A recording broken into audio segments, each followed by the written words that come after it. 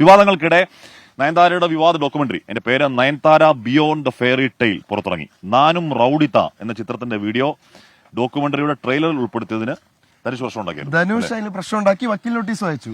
മുഹമ്മദ് റഹീസ് ചെന്നൈയിൽ ചേർന്നു. Rahees, good morning. Very good morning Rahees. Good morning Nikhil. താരതർക്കം ഒരു വലിയ വിഷയമായിട്ട് മാറുകയാണോ റഹീസ്? എങ്ങനെയാണ് പോകുന്നത്? നയൻതാര എന്ന് പറയുമ്പോൾ നമ്മുടെ ആളുകൂടിയാണ്. ധനുഷ് നമ്മുടെ ആൾ തന്നെ, പക്ഷെ നമ്മുടെ മലയാളികളുടെ ഒരു അഭിമാനം കൂടിയാണ്. അപ്പൊ ഇങ്ങനെ ഒരു തർക്കത്തിലേക്ക് കാര്യങ്ങൾ എത്തുമ്പോൾ എന്തൊക്കെയാണ് അതിൽ നിന്ന് നമുക്ക് മനസ്സിലാക്കാൻ പറ്റുന്നത്?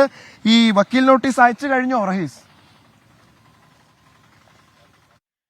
നിഖിൽ, ഈ വക്കീൽ നോട്ടീസ് അയക്കുകയും ഒപ്പം ശേഷം നയൻതാര ധനുഷിനെതിരെ രൂക്ഷമായ വിമർശനം ഉന്നയിക്കുകയും ചെയ്തു. ഇപ്പോൾ ഏറ്റവും ഹോട്ടായി നിൽക്കുന്ന ന്യൂസ് എന്നാൽ കഴിഞ്ഞ ദിവസം രാത്രി 12 മണിയോടുകൂടി നെറ്റ്ഫ്ലിക്സ് ഈ ഒരു ഡോക്യുമെന്ററി റിലീസ് ചെയ്തിട്ടുണ്ട്. നയൻതാരയുടെ വിവാഹ ഡോക്യുമെന്ററിയാണ്. Nayanthara the beyond fairy tale എന്നുള്ളതാണ് ഈ ഡോക്യുമെന്ററിയുടെ പേര്.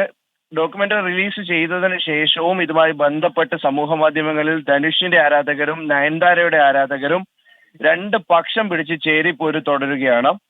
എന്തായാലും ഡോക്യുമെന്ററിയിലും ഈ 3 സെക്കൻഡ് വീഡിയോ, വിവാദമായതൊരു 3 സെക്കൻഡ് വീഡിയോ ആയിരുന്നു. അതായത് നാനും റൌഡിത എന്നുള്ള ചിത്രം ധനുഷ് പ്രൊഡ്യൂസ് ചെയ്ത ചിത്രമാണ്. ഒപ്പം തന്നെ നയൻതാര അഭിനയിച്ചിരിക്കുന്നു. സംവിധായകൻ വിഘ്നേഷ് ആണ്. അപ്പോൾ ഈ സെറ്റിൽ വെച്ചാണ് വിഘ്നേഷും നയൻതാരയും തമ്മിൽ പ്രണയത്തിലാകുന്നത്. അപ്പോൾ ഈ ഒരു ഡോക്യുമെന്ററി വിവാഹവുമായി ബന്ധപ്പെട്ടുള്ളതായതിനാൽ തീർച്ചയായിട്ടും ഇതിലെ രംഗങ്ങളൊക്കെ ഉപയോഗിക്കണമെന്ന് ആവശ്യപ്പെട്ടുകൊണ്ട് 2 വർഷം മുൻപ് നയൻതാര ധനുഷിനെ സമീപിച്ചിരുന്നു. പക്ഷേ ഈ ചിത്രം പുറത്തിറങ്ങിയതിനു ശേഷം ഇരുവരും തമ്മിൽ വലിയ പ്രശ്നങ്ങൾ ഉള്ളതുകൊണ്ട് ഈ ദൃശ്യങ്ങൾ ഉപയോഗിക്കാൻ കഴിയില്ല എന്ന് ധനുഷ് അറിയിച്ചു. ശേഷം ഈ ട്രെയിലർ പുറത്തിറങ്ങിയ ശേഷമാണ് വലിയ ഒരു വിവാദം ഉണ്ടാകുന്നത്. നാനും റൌഡിത സെറ്റിലെ 3 സെക്കൻഡ് ദൃശ്യം. അപ്പൊ നമ്മൾ കണ്ട സോഷ്യൽ മീഡിയയിൽ രണ്ടുപേരുടെയും ആരാധകർ പരസ്പരം ചെയ്തതിന് ഏറ്റുമുട്ടുന്നുണ്ട്. പക്ഷേ നിഖിൽ, ആ വിഷയത്തിൽ 10 കോടി ആവശ്യപ്പെട്ടു ഈ ഉപയോഗിക്കാൻ. അപ്പൊ ആൾക്കാർ ചോദിക്കുന്നത്, നെറ്റിസൺസ് ചോദിക്കുന്നത്, നയൻതാര ഡോക്യുമെന്ററി നെറ്റ്ഫ്ലിക്സിന് വേണ്ടി ഉണ്ടാക്കുന്നത് ഫ്രീ ആയിട്ടല്ലോ, പൈസ മേടിച്ചിട്ടാണോ ഉണ്ടാക്കുന്നത്? പൈസ മേടിച്ചിട്ടുണ്ടെങ്കിൽ ബിസിനസ്സിൽ ഫ്രീ ആയിട്ടൊന്നും കിട്ടില്ല എന്ന് പറഞ്ഞാൽ എനിക്ക് തോന്നുന്നു ഗ്രൗണ്ട് മറ്റേ എന്താണ് നയൻതാര പറഞ്ഞതുപോലെ നയൻതാര വിചാരിച്ചതുപോലെ അങ്ങോട്ട് ഒത്തില്ല എന്ന് തോന്നുന്നു. അത്രയ്ക്ക് ഒത്തില്ലെന്ന് തോന്നുന്നു.